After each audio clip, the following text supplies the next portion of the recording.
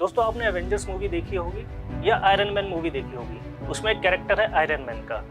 तो दोस्तों फिल्मी कैरेक्टर है, लेकिन इस वीडियो में हम बात करेंगे असली आयरन मैन की, इंडियन आयरन मैन की, हमारे लौह पुरुष सरदार वल्लभ भाई पटेल के बारे में। तो दोस्तों मैं ब्रजेश वर्मा स्वागत करता हूं आपका लाइफ इज चैनल में, और इस वीडियो में हम 5 ऐसे फैक्ट्स के बारे में बात करेंगे सरदार वल्लभ भाई पटेल के बारे में, जो हो सकता है कई लोग जानते भी हों और हो सकता है नहीं जानते हो, तो इस वीडियो के द्वारा उनको पता भी चल जाएगा।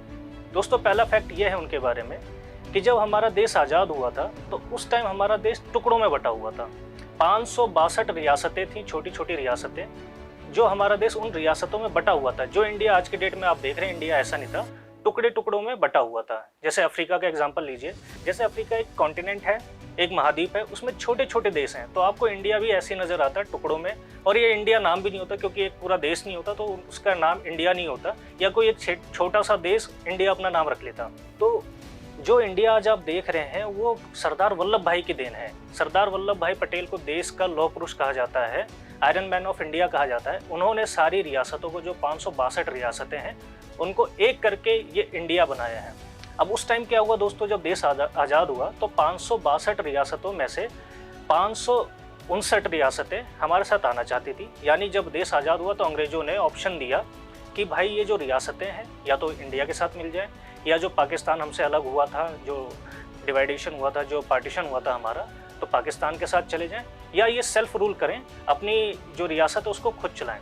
तो उसमें से 559 रियासतें तैयार हो गई थी इंडिया के साथ आने के लिए, लेकिन 3 रियासतें ऐसी थी जो इंडिया के साथ नहीं आना चाहती थी। उसमें से 1-2 रियासतें पाकिस्तान के साथ जाना चाहती थी, और 1-2 रियासतें जो है हमारी वो इंडिपेंडेंट अपना काम चलाना चाहती थी। तो पहली जो रियासत थी हमारी जूनागढ़ पाकिस्तान के साथ जाके मर्ज होना चाहते थे, पाकिस्तान के साथ काम करना चाहते थे। तो जो वहाँ के नवाब थे, जो वहाँ के राजा थे, उनको बहुत ही ज़्यादा इंटरेस्ट था, लगाव था पाकिस्तान के साथ, लेकिन जो जूनागढ़ की प्रजा थी वो इंडिया के साथ आना चाहती थी।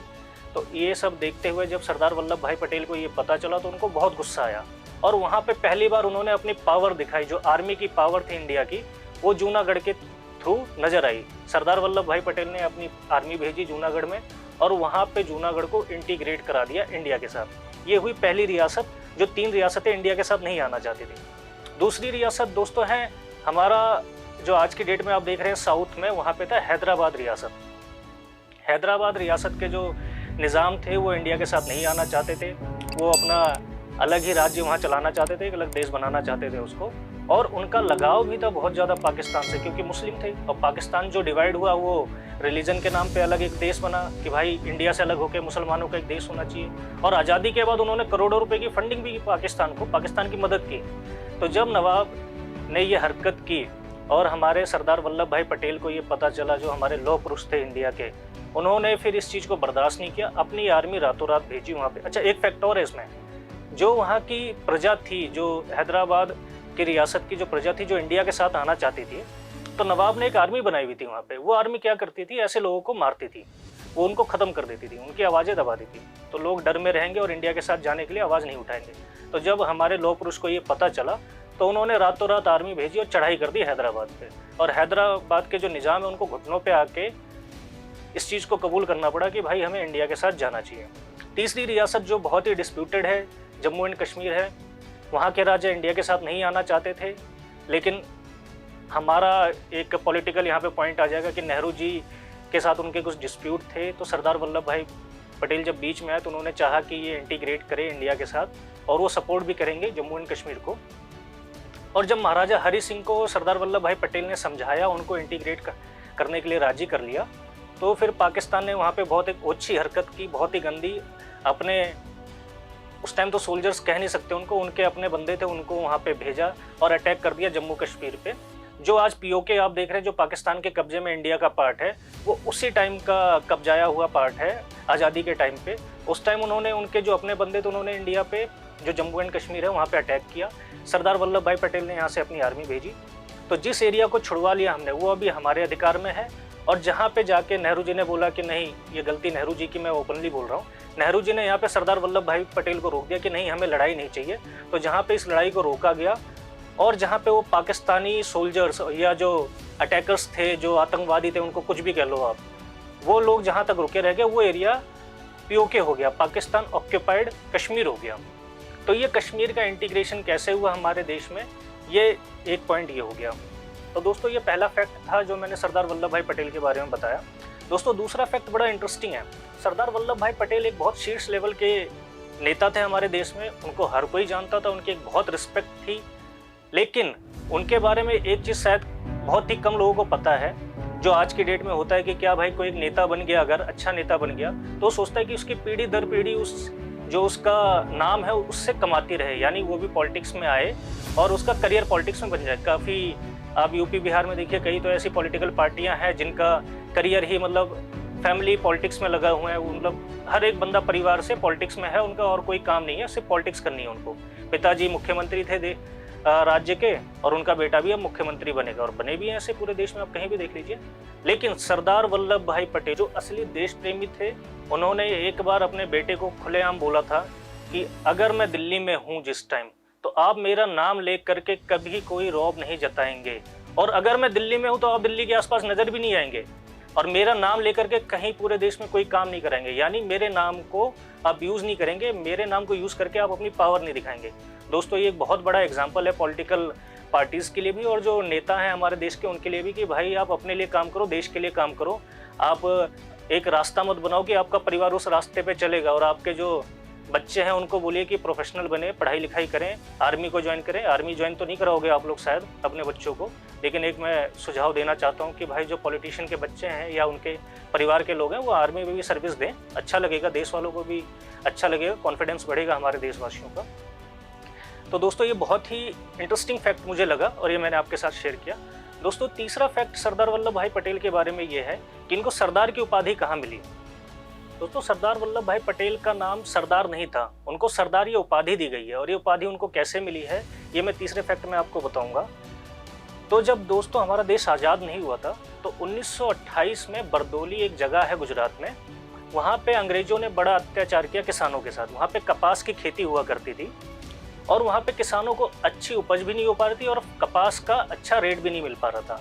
और उसी बीच में अंग्रेजों ने क्या किया, जो अंग्रेजी हुकूमत थी हमारे यहाँ, उन्होंने कपास पे 30% का टैक्स बढ़ा दिया। यानी आपकी कमाई नहीं हो रही, आपकी फसल नहीं बिक रही, लेकिन आप लगान 30% बढ़ा के दीजिए। उस टाइम लगान बोला जाता था, तो 30% का बढ़ा के बोला गया कि आप टैक्स भरिए, लगान भरिए। इससे वहाँ के किसान बहुत परेशान हुए। तो किसी एक अच्छे आदमी ने उनको बताया, उनके जो मुखिया वगैरह वहाँ पे हुआ करते होंगे, कि आप लोग सरदार वल्लभ भाई पटेल को संपर्क करिए और उनसे बात करिए। तो ये जो वहाँ के किसान थे वो वल्लभ भाई पटेल जी के पास गए और उन्होंने उनसे रिक्वेस्ट की। तो वल्लभ भाई पटेल ने कहा कि हम यहाँ पे सत्याग्रह करेंगे, और इसका नाम पड़ा बरदौली सत्याग्रह। उन्होंने लोगों से वचन लिया कि कुछ भी हो जाए आपको इस सत्याग्रह से पीछे नहीं हटना है। ये सत्याग्रह चला कई दिनों तक और आखिरकार अंग्रेजी हुकूमत को झुकना पड़ा और उन्होंने ये जो 30% का बढ़ा हुआ लगान है इसको वापस लिया। इस डिसीजन को उनको वापस लेना पड़ा। अब दोस्तों बात करते हैं चौथा इंटरेस्टिंग फैक्ट। ये स्टूडेंट के लिए भी एक अच्छा एग्जाम्पल है, जो हमारी यंग जनरेशन है उनको इससे कुछ सीखना चाहिए। दोस्तों सरदार वल्लभ भाई पटेल बहुत गरीब परिवार से थे, कोई बहुत अमीर परिवार से नहीं थे। तो गरीबी से जूझते हुए भी उन्होंने एक अच्छी क्वालिफिकेशन यानी पढ़ाई की। उन्होंने अपनी वकालत की पढ़ाई इंग्लैंड से की। आपको सुन के काफ़ी हैरानी होगी कि उनके पास किताबें खरीदने के पैसे नहीं थे और वो अपने दोस्तों से, अपने जानकारों से किताबें उधार लेके पढ़ा करते थे। जी हाँ, वो किताबें उधार लेके पढ़ा करते थे। उनके पास इतने पैसे नहीं थे कि वो अपने पैसों से अपनी किताबें खरीद सकें। तो जब वो वकालत की पढ़ाई इंग्लैंड में कर रहे थे तो वहाँ पे वो कोर्स 36 महीने का था दोस्तों, और उस कोर्स को सरदार वल्लभ भाई पटेल ने 30 महीने में कंप्लीट किया। आप सोच सकते हैं कि उस टाइम अपने एजुकेशन लाइफ में सरदार वल्लभ भाई पटेल कितने ब्रिलियंट थे कि उन्होंने 36 महीने का कोर्स 30 महीने में कंप्लीट कर लिया। तो ये जैसा हमारी यूथ के लिए एक बहुत बड़ा एग्जाम्पल है। दोस्तों पांचवा फैक्ट हमारी इस वीडियो का है कि सरदार वल्लभ भाई पटेल को ऑल इंडिया सर्विसेज का फादर कहा जाता है। यानी जो आज हम सिविल सर्विसेज देखते हैं ये सरदार वल्लभ भाई पटेल ने ही स्टार्ट कराया था इंडिया में। आज़ादी से पहले क्या होता था दोस्तों कि जो आपके आईएएस और आईपीएस ऑफिसर्स होते थे ये इंडियन नहीं होते थे। इसकी पढ़ाई बहुत टफ होती थी और इसका जो एग्ज़ाम होता था वो इंग्लैंड में होता था, तो हर कोई वहाँ पे जा नहीं सकता था और एक भी इंडियन आईएएस ऑफिसर नहीं था। हमारे पहले आईएएस ऑफिसर जो सिविल सर्विसेज में थे या सिविल ऑफिसर जो थे हमारे, वो सुभाष चंद्र बोस थे। तो इंडिया के पहले आईएएस ऑफिसर आप कह सकते हैं कि सुभाष चंद्र बोस थे। तो इन सब चीज़ों को देखते हुए सरदार वल्लभ भाई पटेल ने आज़ादी के बाद इंडियन सिविल सर्विसेज को काफ़ी सिंपल किया। आज जैसे यूपीएससी है जो सिविल सर्विसेज का एग्ज़ाम लेती है, ये सरदार वल्लभ भाई पटेल की ही सोच है। उनकी जो ब्रॉड थिंकिंग थी कि एडमिनिस्ट्रेशन को कैसे चलाना है, वो सिविल सर्विसेज के ऑफिसर्स ही पूरे देश को चला सकते हैं। उस टाइम पे जो रियासतें थी, जो स्टेट बने थे, तो रिक्वेस्ट की गई कि भाई एडमिनिस्ट्रेशन एटलीस्ट आप स्टेट को दीजिए। लेकिन सरदार वल्लभ भाई की जो विजनरी थिंकिंग थी, जो जैसे हम कहें कि भविष्य को वो देख सकते थे, उन्होंने उसी टाइम कह दिया था कि इस सिस्टम से हम देश को नहीं चला सकते, इतने बड़े देश को नहीं चला सकते। तो उन्होंने कहा कि एडमिनिस्ट्रेशन की पावर सेंट्रल गवर्नमेंट के हाथ में होनी चाहिए, जो सिविल सर्विसेज के जो ऑफिसर्स हैं वो उसको कंट्रोल करेंगे। तो वहाँ पे इन्होंने नींव रखी थी सिविल सर्विसेज की, ऑल इंडिया सर्विसेज की, जिसे आज हम सिविल सर्विसेज और यूपीएससी के नाम से जानते हैं। तो दोस्तों इस वीडियो में हमने 5 इंटरेस्टिंग फैक्ट्स के बारे में बात की जो सरदार वल्लभ भाई पटेल के बारे में जानी जाती हैं। अगर दोस्तों ये वीडियो आपको पसंद आई हो, आप देशभक्ति के नाम पे या एक अच्छे इंसान के नाम पे सरदार वल्लभ भाई पटेल के बारे में सोचते हैं, उनको अच्छा आदमी मानते हैं, उनको एक अच्छा नेता मानते हैं, तो इस वीडियो को जरूर शेयर करिए, लाइक करिए और हमारे चैनल को सब्सक्राइब करिए, बेल आइकन जरूर दबाइए ताकि आने वाली वीडियोस की नोटिफिकेशन आपको मिलती रहे।